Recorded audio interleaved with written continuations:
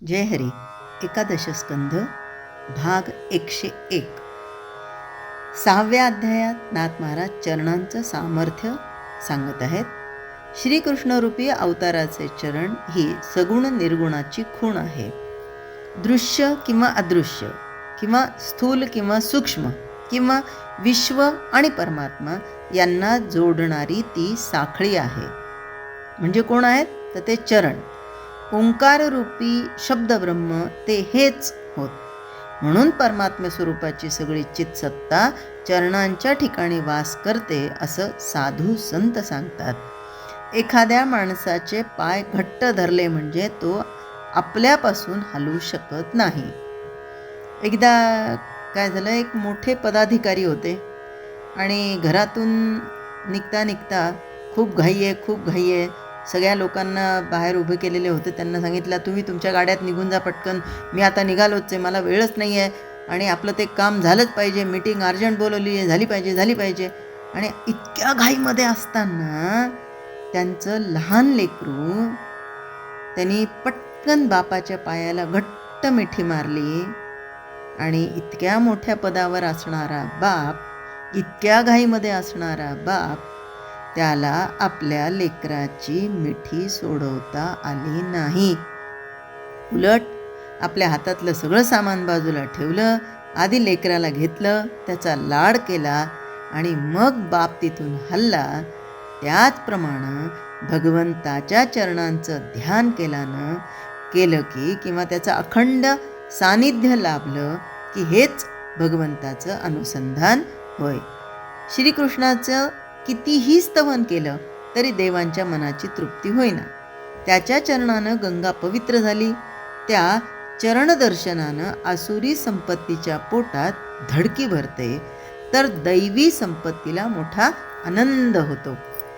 ते चरण धार्मिकांना स्वर्गसुख तर अधार्मिकांना नरक दुःख देतात.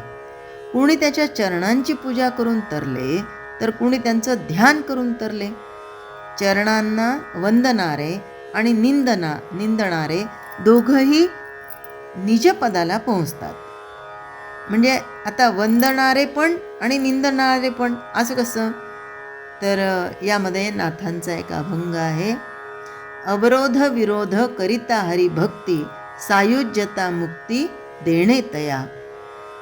अग बग केशी असुर वधिले, सायुज्यता दिले पद त्यासी.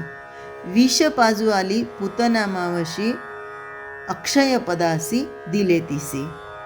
म्हणजे हे सगळे जरी पापी आले तरी ते भगवंताच्या चरणाजवळ आले, संपर्कामध्ये आले, म्हणून भगवंत त्यांना सर्वतोपरी त्यांचा उद्धार करतो. म्हणजे चरणांना वंदणारे आणि निंदणारे दोघेही निजपदाला पोहोचतात. पण जे त्यांची सर्वथैव उपेक्षाच करतात त्यांना मात्र अधपात होतो. चरणवंदनानं शिळा तरली तर चरण निंदनानं शिशुपाल तरला. आता 100 अपमान किंवा 100 शिव्या भगवंताला दिल्या, या शिशुपालाचे 100 अपराध भगवंतानी आपल्या पोटात घातले आणि त्यालाही तरलंच. पण चरणकमलांची ज्यांनी उपेक्षा केली त्यांना रवरव नरकात जावं लागलं. भगवंताच्या चरणस्पर्शानं पाप नाहीसं होतं. म्हणून आमचे संत सांगतात, संत चरण रज वंदुनी तत्वता, सायुज्य मुक्ती माथा पाय देऊ. थोरीव. आता हे सगळं याचं वर्णन केलेलं आहे. तर आत्ता आपल्याला भगवंताच्या चरणाचं बद्दल पाहायचं आहे की भगवंताच्या चरणस्पर्शानं पाप नाहीसं होतं. पाप नाहीसं झालं की दुराचार खुंटतो, दुराचार खुंटला की सद्गती प्राप्त होते. म्हणून भगवंताचे चरण हाच संसार तरायला खरा खुरा उपाय आहे. भगवंताचे चरण आत्मसुखाचा विस्तार करतात. भगवंतच काळाचा खरा नियंता आहे, म्हणून काळाला अकाली सत्ता चालवता येत नाही. ज्याचा जेव्हा जिथे मृत्यू भगवंताने लिहून ठेवलेला आहे तिथेच त्याचा मृत्यू घडणं, हे म्हणजे त्या काळालाही अकाली सत्ता चालवता येत नाही. देवांना अधिकारावर स्थापन करणारा भगवंतच, म्हणून देवांचा नियंता तोच. त्याच्याशिवाय इंद्रियांच्या सर्व क्रिया कोणाला करता येत नाहीतच, म्हणून कर्माचा स्वामी आणि नियंता तोच. आता परत एक उदाहरण नाथ महाराज इथे देतात, ते असं की नांगराला जुंपलेले बैल शेतकरी ताब्यात वागवतो आपल्या, त्याचप्रमाणे ब्रह्मदेहादी शरीरधारी सर्व देव त्याच्याच अधीन आहेत. बैलांपैकी जो मागे पुढे चालतो त्याला शेतकरी चापकाने मारतो. तसंच त्याच्या आज्ञेनुसार कली आणि काळ तंतोतंत वागतात. संसाररूपी शेतात तोच सगळ्यांना अधिकारावर जुंपतो. त्याच्याच आज्ञेनं प्रत्येक जीव आपापल्या कर्मानुसार शेताची मशागत करतो. भगवंत प्रथम अहंकाराची मेढ रोवतो. आता हे ऐकताना अवघड वाटेल, तर या ठिकाणी नाथांनी सांख्यशास्त्राप्रमाणे प्रकृतीचा उत्क्रांतिक्रम सांगितला आहे. सांख्यशास्त्र सांगतं की पुरुष प्रकृतीला भुलल्यावर तिची साम्यावस्था भंग पावते आणि बीजातून झाड निघावं तशी सूक्ष्म आणि स्थूल ही सृष्टी बाहेर पडते. प्रथम प्रधान किंवा महत्त्व बाहेर पडतं. सगळ्या सृष्टीला व्यापणारी ही जाणीव होय, ही बुद्धिप्रधान असते.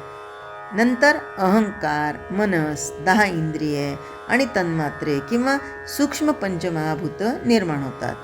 शेवटी स्थूल पंचमहाभूत निर्माण होऊन दृश्य विश्व आकार धारण करतं. प्रकृतीच्या या सर्व व्यवहारांवर भगवंताची सत्ता चालते, असं नाथांना इथे सांगायचं असणार.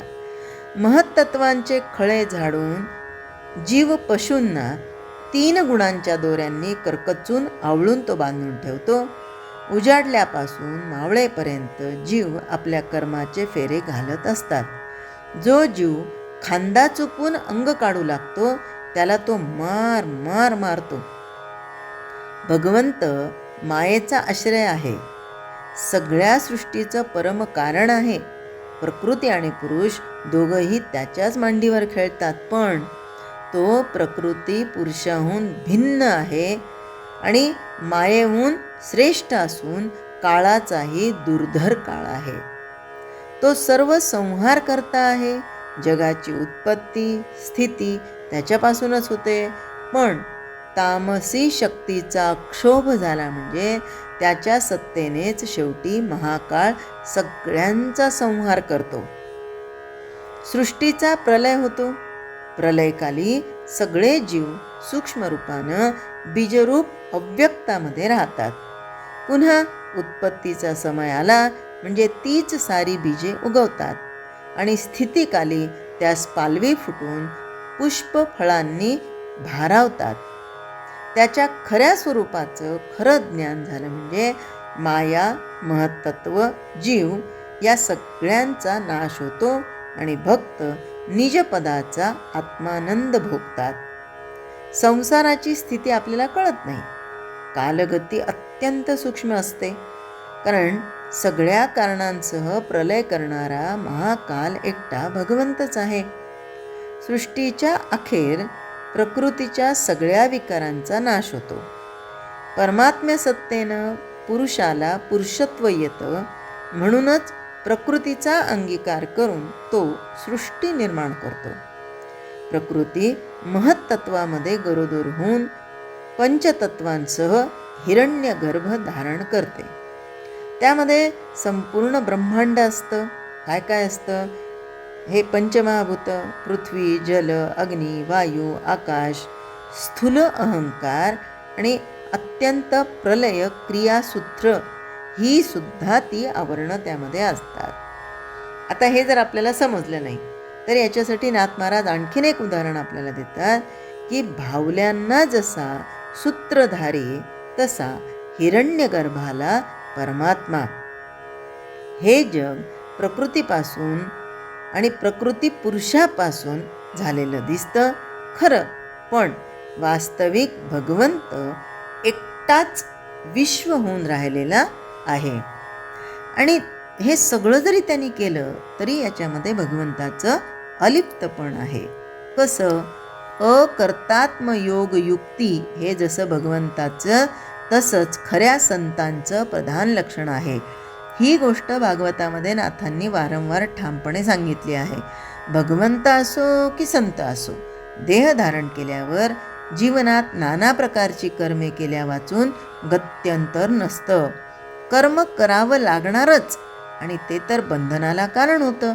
तेव्हा कर्म यथास्थित होऊन त्याचं बंधन आपल्याला लागणार नाही अशी काहीतरी युक्ती असली पाहिजे. अकर्तेपणाने कर्म करणं ही ती युक्ती आहे. आता असं अलिप्तपणे कर्म करणं ही जीवन जगण्याची कला आहे आणि ही कला साधली की आनंद निर्माण होतो. ही कला शिकण्यास आपलं कर्तेपण भगवंताच्या पायी बळी द्यावं लागतं. ते खरं साधलं म्हणजे मग प्रपंचातील सर्व व्यवहार व्यवस्थितपणे होऊन मनुष्य त्यानं अडकला जात नाही, बांधला जात नाही, बंधनात राहत नाही. जय हरी. स्तोत्र मंत्र संपूर्ण भगवद्गीता, एकनाथी भागवत, भजन, भक्तिगीतं, डोहाळे, पाळणे, उखाणे व महिलांसाठी खास किचन टिप्स हे सर्व पाहण्यासाठी माझ्या यूट्यूब चॅनलला एकदा नक्की सबस्क्राईब करा आणि हो, लाईक व शेअर करायला विसरू नका.